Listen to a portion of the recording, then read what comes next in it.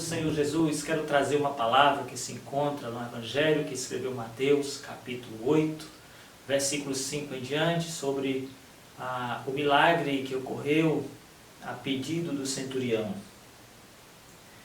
Está escrito assim: tendo Jesus entrado em Cafarnaum, apresentou-lhe um centurião implorando: Senhor, o meu criado jaz em casa de cama, paralítico, sofrendo horrivelmente.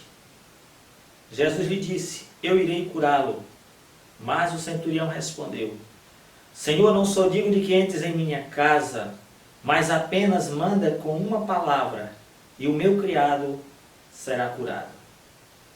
Pois também eu sou homem sujeito à autoridade, tenho soldados às minhas ordens, e digo a este: vai, e ele vai, e a outro: vem, e ele vem, e ao meu servo: faze isto, e ele o faz.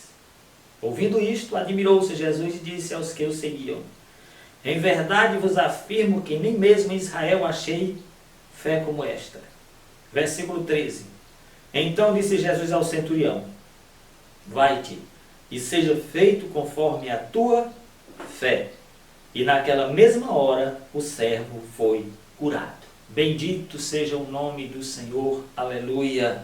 Quero fazer algumas observações sobre a fé do centurião. A primeira observação é que o centurião teve uma fé que o levou a agir. O centurião não somente creu em Jesus, não somente creu que Deus tinha poder para curar o seu criado, mas ele teve a disposição, ele tomou a ação de ir até Jesus para se curar. A fé necessita de uma ação. Se Moisés não toca nas águas, o mar não se abre. Se Naamã não mergulha 7 vezes no rio, ele não ficaria curado. Se Bartimeu não clama por misericórdia, ele não voltaria a ver. Se os discípulos no meio daquela tempestade não buscassem Jesus, Jesus não teria parado aquela tempestade. Então a tua fé, a minha fé, a fé que agrada a Deus, a fé que move o agir a mão de Deus, é uma fé que me leva a uma ação. Essa é a primeira coisa que nós precisamos ter. Não basta somente dizer eu creio em Deus, eu sei que Ele existe. Eu preciso agir. Eu preciso fazer algo que mostre a minha fé, que revele a minha fé em Deus. E a primeira coisa foi buscar o Senhor Jesus. A primeira coisa foi ele sair do seu lugar, sair daquela posição onde ele estava e correr em direção ao Senhor Jesus, em busca da sua cura. Essa é a primeira coisa. Não adianta ficar parado. Não adianta somente pensar, não adianta somente querer, é preciso agir para que o milagre aconteça.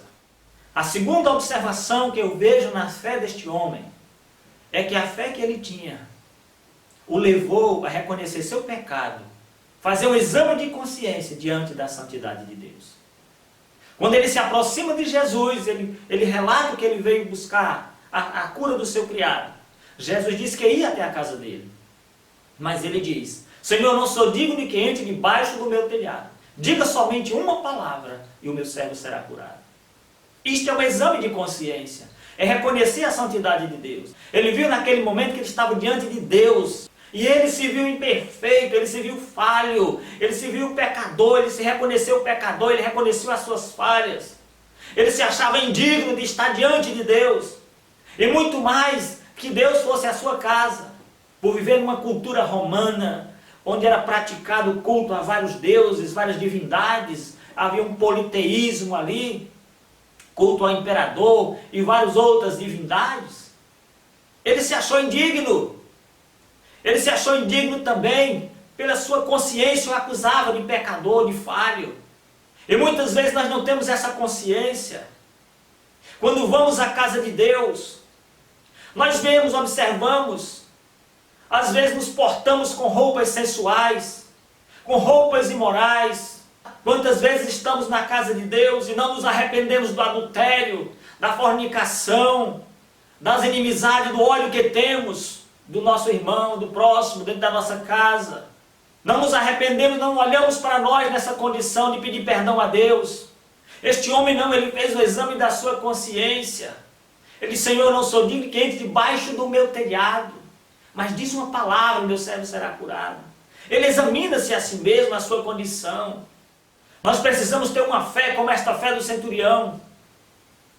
Uma fé que faz nós olharmos para nós, examinar nosso interior, nossa alma, nossas atitudes e nós buscarmos uma mudança dentro de nós para que possamos crescer espiritualmente, para sermos agradável a Deus.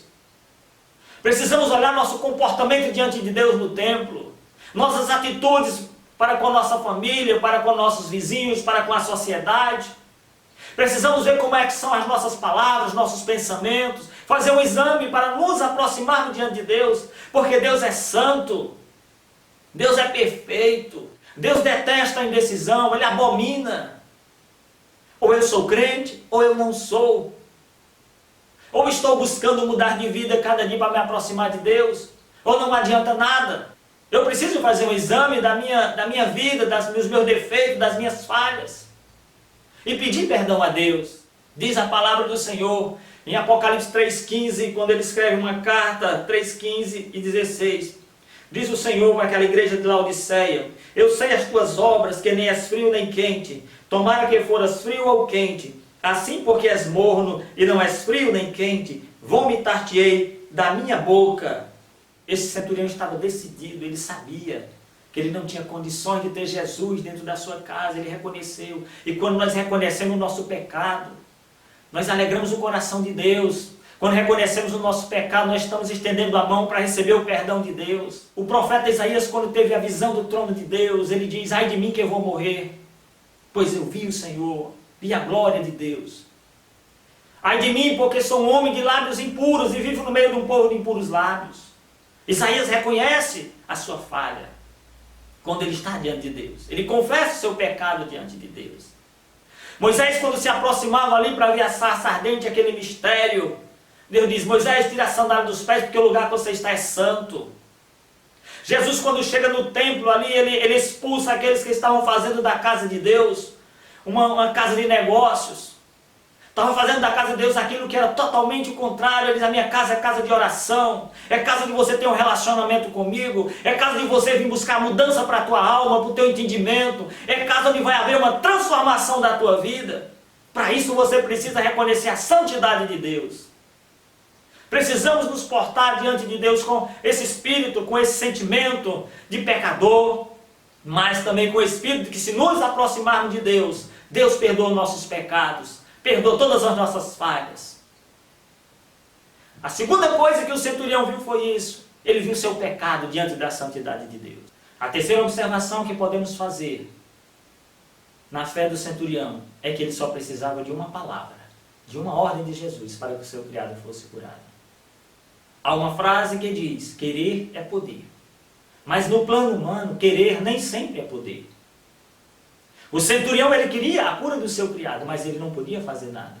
A sua fama, o seu dinheiro, a sua posição, não podia fazer nada diante daquela situação. Provérbios capítulo 13, verso 4 diz assim: o preguiçoso deseja e nada consegue.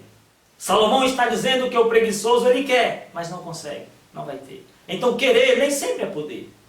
Em 2 Coríntios capítulo 12, verso 7 a 9 diz assim: para impedir que eu me exaltasse por causa da grandeza dessas revelações, foi-me dado um espinho na carne, um mensageiro de Satanás para me atormentar.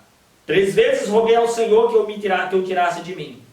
Mas ele me disse: minha graça é suficiente para você, pois o meu poder se aperfeiçoa na fraqueza. Paulo diz também que orou por 3 vezes para que o seu espinho da carne fosse tirado. E Deus disse: a minha graça te basta. O querer do homem, o querer do ser humano, só é poder se estiver de acordo com a vontade de Deus. Então o querer do homem nem sempre é poder. O querer do homem tem que estar diante da vontade de Deus, do querer de Deus. Aí sim ele é poder. Agora o querer de Deus é poder. Nada pode frustrar os planos de Deus. Quando Deus quer, acontece. Ele disse no princípio: haja luz e houve luz. Ele fez a criação dizendo: haja e houve. Então o querer de Deus acontece. Em Isaías capítulo 55, versículo 11, vai dizer a palavra de Deus: assim será a palavra que sair da minha boca, ela não voltará para mim vazia, antes fará o que me apraz e prosperará naquilo para que a enviei.